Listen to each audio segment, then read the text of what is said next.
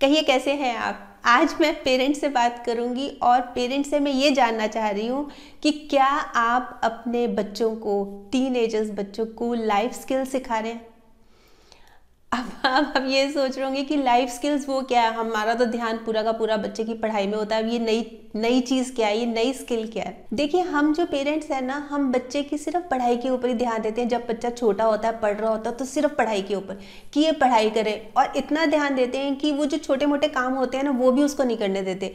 जैसे मान लीजिए हमें कोई हेल्प चाहिए, हम नहीं उससे हेल्प लेते। मान लीजिए हमारे घर में गेस्ट आ गया, हम उसको नहीं बुलाते। मान लीजिए उसका कोई काम है तो भी हम खुद ही करके आते हैं कि वो डिस्टर्ब ना हो। तो हम ये सोचते हैं कि हम बड़ा अच्छा कर रहे हैं क्योंकि हम बच्चे को डिस्टर्ब नहीं कर रहे, क्योंकि वो पढ़ रहा है।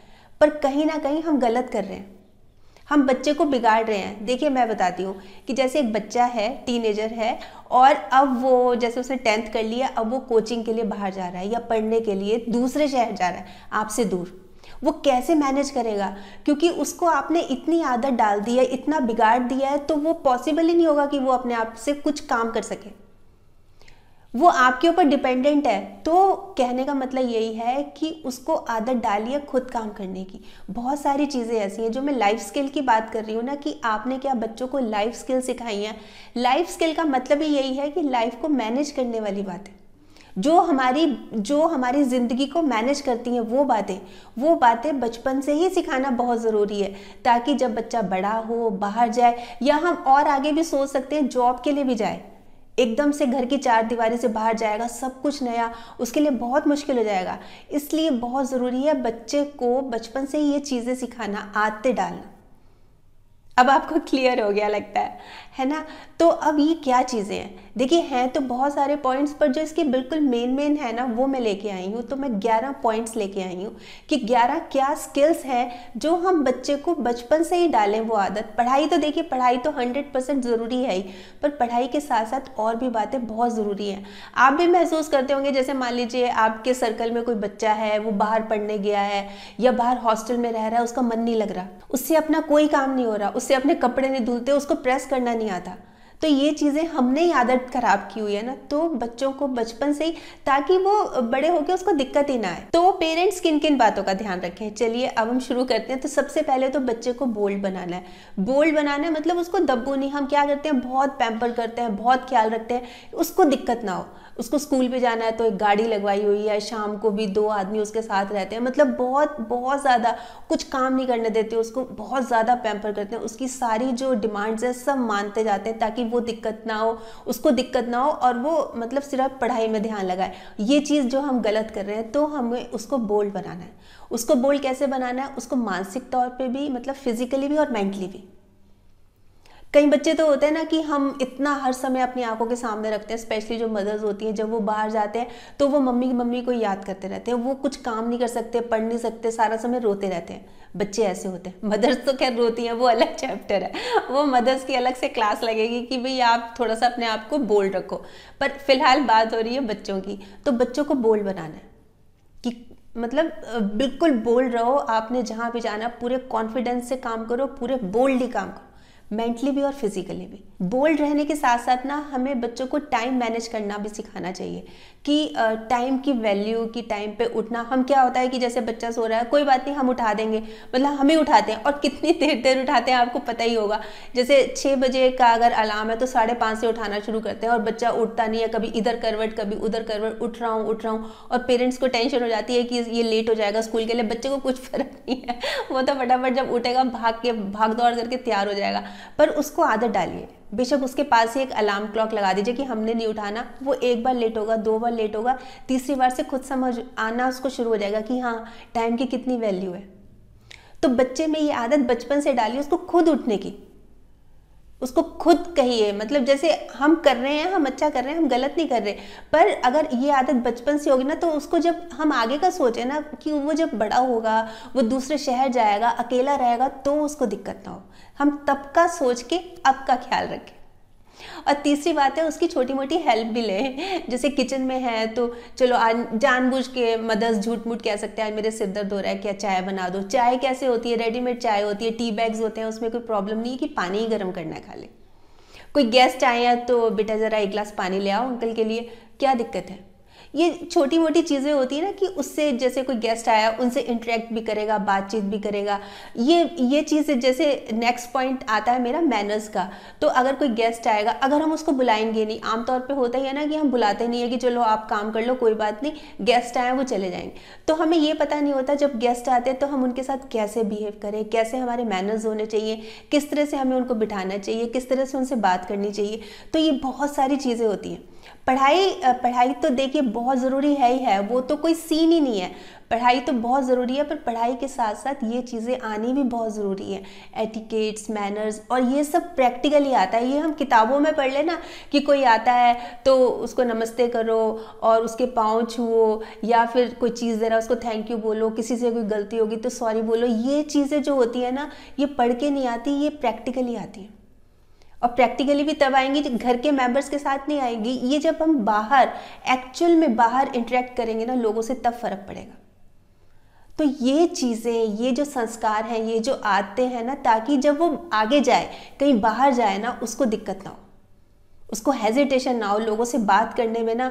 ऐसे वो बात कर रहा है और उसकी नज़रें नीची हैं, मतलब कॉन्फिडेंस ही नहीं है उसमें। तो ये चीज़ों की आदत पढ़ाई के साथ साथ बहुत ज़्यादा ज़रूरी है। इसके साथ साथ ना एक चीज़ और हमें उसको जो आदत डालनी चाहिए वो है कि अपनी गलती मानना। कई बार बच्चे क्या होता है ना कि अड़ियल हो जाते हैं, जैसे बोलते हैं ना एकदम जिद्दी अड़ियल, नहीं मैं ही ठीक हूँ। उसको पता है कि उसने गलत किया है, तो उसको ये समझाइए कि मान लीजिए कि आपकी गलती है, इसमें कोई छोटा बड़ा नहीं हो जाता। अगर गलतियाँ तो करते ही हैं, उसको एग्जाम्पल्स दीजिए अलग अलग कि गलतियाँ होती हैं, और गलतियों को मान लेना, गलतियों से सबक सीखना बहुत ज़रूरी है। गलतियों को दोहराएंगे तो गलत बात है, पर हम अगर गलती हो गई उसको मान भी लेंगे और कोशिश करेंगे कि दोबारा ना हो, ये चीज़ बहुत ज़रूरी है। तो गलतियां अगर होती है तो उसको मान लेना चाहिए, ये बहुत ज़रूरी है। और इसी में अगला पॉइंट ये आता है कि हम, जैसे बच्चे जब थोड़े से बड़े होने लगते हैं, हम उनको स्कूटी भी दे देते हैं, गाड़ी भी दे देते हैं, चलो चलो चलाओ, आप गाड़ी चलाओ, ये चलाओ, और बच्चे रूल्स फॉलो नहीं करते। ऐसे में जब घर पे ही हैं तब तो अलग बात है, जब दूसरे शहर चले जाते हैं तब बहुत डर लगता है, एक अजीब सी टेंशन रहती है। बच्चे हमारे पास होते हैं ना, तो हम उनको समझा देते हैं कि नहीं ऐसे नहीं करो, हेलमेट भी पहनना है, और गाड़ी चलाते वक्त फ़ोन पे बात नहीं करनी, ऐसे गर्दन टेढ़ी करके नहीं करनी। बाहर नए शहर में हम कैसे फॉलो अप कर सकते हैं, बहुत मुश्किल है ना। इसलिए बच्चे को ये बचपन से ही आदत डालनी चाहिए। और आदत डालने के लिए बेस्ट तरीका क्या होता है कि पेरेंट्स भी ऐसे ना करें। अब पेरेंट्स बच्चों को तो लेक्चर दे रहे हैं कि ऐसे करो, ऐसे नहीं करो, और खुद ऐसे कर रहे हैं, तो बच्चा सीख ही नहीं सकता। उसको लगता है कि ये सिर्फ बोलने की बातें होती हैं, उनके ऊपर कोई फॉलो अप नहीं होता। और जैसे कभी हम पकड़े गए, जैसे लाइसेंस नहीं है, हमारे पास कुछ नहीं है, तो पेरेंट्स ने, फादर ने क्या किया कि चलो भाई पैसे दे दिए पुलिस वाले को कि चलो ये ले ले, कोई बात नहीं। तो बच्चे को लगेगा कि कोई दिक्कत नहीं है, ऐसे तो हम डिसओबे कर सकते हैं ना ट्रैफिक रूल्स का, कोई दिक्कत नहीं है, हम भी ऐसे करेंगे। कभी लाइसेंस ले जाना भूल गया तो हम उसको पैसे दे देंगे, खिला देंगे पैसे, चलो ठीक है। तो ये चीज़ें जब पेरेंट्स को जब बताते हैं ना, तो उनको खुद भी इस चीज़ को फॉलो करना चाहिए। उनको भी तो एक अच्छा भविष्य चाहिए कि नहीं चाहिए पेरेंट्स को। तो पेरेंट्स को बच्चों को समझाने के लिए खुद को भी समझना बहुत ज़रूरी है। और इसी कड़ी में अगली बात आती है कि ऑर्गेनाइज रहें। हम क्या करते हैं कि जैसे बच्चा सुबह उठा, मतलब पहली बात तो लेट उठा, और फिर रूम बिल्कुल तहस नहस है, बिल्कुल सब उल्टा पुल्टा, कोई मैनेज नहीं है और कुछ नहीं है। तो बच्चे को ऑर्गेनाइज करना कि रूम कैसे ऑर्गेनाइज करना है। जब घर से बाहर निकलना है तो एकदम रूम को ठीक करके, बिल्कुल एकदम ठीक करके, बेडशीट ठीक हो, तकिया ठीक हो, टेबल पे बुक्स ना फैली हो, जूते एक तरफ हो, रैक में रखे हो, मतलब हर एक चीज़ प्रॉपर मैनेज। अपनी अटैची लगानी है, जैसे मान लो उसको जाना है, स्कूल बैग लगाना है अपना, बैग लगाना है अपना, तो वो भी प्रॉपर मैनेज हो। ये नहीं कि हम उसकी हेल्प कर रहे हैं, उसको खुद करने दो, ताकि जब वो बड़ा हो उसको पैकिंग दे। जब पैकिंग करने लगते हैं बच्चे, बाहर जाते हैं ना, तो बहुत अच्छा लगता है जब प्रॉपर मैनेज रखी होती है सारी चीज़ें। इधर कपड़े रखे हैं, इधर पैंट्स रखी हैं, इधर शूज़ रखे हैं, इधर पॉलिथीन में रखे हैं, इधर ये चीज़ रखी है, बहुत अच्छी तरह रखते हैं। वो हमें सिखाना पड़ेगा। और बच्चे कहीं होते हैं ठूस के, चलो अलमारी से निकाला, उसको ऐसा गोल गोल बनाया, चलो ठूस के, चलो घर ले जाएंगे, मम्मी अपने आप करेंगे। तो प्रॉपर मैनेज करना सिखाना चाहिए बच्चों को। प्रॉपर मैनेज करना शुरू से ही आदत डालनी चाहिए। ये एक दिन में नहीं आती। अगर हम ये सोचें कि अब बच्चा 10th में हो गया तो चलो अब सिखाना शुरू करते हैं, थोड़ा सा लेट हो गया, पर कोई बात नहीं, अब भी धीरे धीरे सिखाना शुरू कर सकते हैं। पर अगर हम बचपन से वो देखता आएगा ना, जैसे हम खुद भी अच्छा मैनेज कर रहे हैं, हम कहीं बाहर जा रहे हैं, हमारा रूम खुद डिस्टर्ब है, हमने खुद ही नहीं साफ किया, तो बच्चे भी नहीं सीखेंगे। अगर बच्चे को पता है कि जैसे हम नहा के आए तो टॉवल बेड पे ही पड़ा है, वो पड़ा ही रहेगा शाम तक। पर अगर मदर उसको सिखाएगी कि भाई बच्चे को कि भाई टॉवल बाहर लेके जाओ, इसको बाहर तार पे डाल दो, तो बच्चा हमेशा ही ऐसे करेगा। बातें बहुत छोटी छोटी सी होती है पर बहुत ज़रूरी है। इसी को ही तो बोलते हैं ना कि लाइफ स्किल्स बहुत ज़रूरी होती है बच्चों को सिखानी। इसी में अगला पॉइंट आता है कि ना जब बच्चा बाहर जाए तो वो अजनबी से, मतलब जो अननोन लोग हैं, देखिए बहुत अननोन लोग मिलेंगे, घर में होते हैं तो सब जानते होते हैं, मम्मी को, पापा को, भाई को, बहन को, सब एक दूसरे को जानते होते हैं, तो इसलिए कोई आता है तो कोई नयापन नहीं लगता। पर हम जब बाहर जाते हैं ना, जब एक बच्चा, एक टीनेजर घर से बाहर कदम निकालता है, उसको सारी दुनिया नई लगती है, तो वहाँ पे उस हालात में वो किस तरह से कैसे बात करें, ये सब सिखाना चाहिए। और ये सब तभी सिखाएंगे जब हम बच्चे को, जब छोटा होता है उसको बाहर निकालें कि चलो आप एक शॉप पे जाके आओ, जानबूझ के उसको छोटे छोटे काम दें ताकि वो करे, क्योंकि तब उसके लिए अनजान लोग तो हैं और खुद ना जाएं, वो अपने आप मैनेज करे कि किस तरह से बात कर रहा है, क्या बात कर रहा है। क्योंकि बच्चा जब बाहर जाता है उसको कैब भी लेनी है, उसको कई बार बस भी लेनी पड़ सकती है, मतलब बहुत लॉन्ग रूट है, 6 घंटे का रास्ता है, 8 घंटे का रास्ता है, उसके साथ जो बैठा हुआ पैसेंजर है वो कैसा है, उससे कैसे बात कर रहा है, इस चीज़ की बहुत ज़्यादा ज़रूरत होती है बताने की। ये बच्चे की पर्सनैलिटी को भी रिफ्लेक्ट करता है। इस तरह से अगर हम बैठे हुए हैं, दूसरा हमारे साथ बैठा है, मान लो मैं बस में जा रही हूँ, बैठा है, मैं उसको ऐसे भव्य तरह के देख रही हूँ, ये कौन है, ये बोर सा आदमी है, क्या बेकार सा आदमी है, और एक मैं उससे अच्छे से बात कर रही हूँ, तो बहुत फ़र्क पड़ता है हमारी पर्सनैलिटी पे, हम उस चीज़ को कैसे लेते हैं। एक लेडी खड़ी हुई है, एक आदमी बैठा हुआ है, वो खड़ा हो रहा है कि आप प्लीज़ बैठ जाइए, तो ये रिस्पेक्ट है। ये चीज़ें जो है ना छोटी छोटी, वही मैं बोल रही हूँ, बहुत छोटी छोटी सी बातें, आपको लगेगा कि ये तो बच्चे कर ही लेंगे, ये कर ही लेंगे नहीं, हमें उनको बताना पड़ेगा। ये स्किल्स होती हैं। एक होता है कि ना हमें बच्चों को ये भी बताना है कि अपने शरीर का ख्याल रखना है, अपने शरीर का, मतलब जैसे नहाना धोना तो रोज़ ज़रूरी होता है, और शरीर का ध्यान रखने के लिए क्या क्या चीज़ें इंपॉर्टेंट होती हैं। एक तो हमें अच्छा खाना खाना है, जैसे जंक फूड होता है ना, उससे तो कभी कभी ले लो, बहुत रेयर ले लो, पर लो, मना नहीं है, पर रेयर लो, और ज़्यादा पौष्टिक खाना, हेल्दी फूड। उसके अलावा एक्सरसाइज, मेडिटेशन, ये चीज़ें बहुत ज़रूरी हैं। अब बच्चे तो जैसे भाग दौड़ में लगे रहते हैं, तो उनको बताना चाहिए कि कितना ज़रूरी है एक्सरसाइज करना, और ये भी कितना ज़रूरी है कि नशे से दूर रहें, चाहे स्मोकिंग है, चाहे ड्रिंकिंग है, कोई भी इस तरह के नशे होते हैं ना, इनसे तो बस दूर से ही नमस्कार। क्योंकि जब हम बाहर जाते हैं, हम अकेले होते हैं, और हमारी कंपनी का बहुत असर पड़ता है कि किस तरह की संगत में है, तो इन चीज़ों का ध्यान रखते हुए कि कौन दोस्त कैसे हैं, इन चीज़ों का ध्यान रखते हुए बच्चों को बताना है कि क्या चीज़ गलत है, क्या चीज़ सही है। और इसी में 10th पॉइंट आता है कि बच्चे को बजट बनाना, पैसे की मैनेजमेंट कैसे करें। और ये तभी पॉसिबल है जब हम बच्चे को बचपन से ही पॉकेट मनी देंगे। जैसे पॉकेट मनी उसको दी, वो ध्यान रख रहा है किस तरह से खर्च कर रहा है, कितना जमा कर रहा है, तो ये बचपन से ही अगर आदत होगी ना, तो बड़े होकर उसको दिक्कत नहीं होगी। एकदम से जब वो निकलेगा बाहर पढ़ने के लिए या कोचिंग के लिए, जब भी बाहर निकलेगा, उसके पास 1000 रुपये होंगे, उसको पता ही नहीं होगा कैसे खर्च करना है, कहाँ करना है, कितने रखूँ, कहाँ जमा कर रहा हूँ, क्या करना है, क्या नहीं करना।